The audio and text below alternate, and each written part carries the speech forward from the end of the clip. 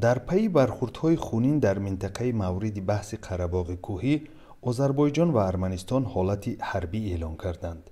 27 سپتامبر نیروهای مسلح دو کشور همزمان با زدوخوردهای وزنین درباره تلفات گزارش دادند. سروزیر ارمنستان نیکول پاشینیان ابراز داشت که در کشور حالت حربی و سفربری عمومی اعلان شد. با گفت پاشینیان، آذربایجان دهات قره‌باغ کوهی و شهر استپاناکرت مرکز استان را از توپخانه و هوا آتشباران کرد.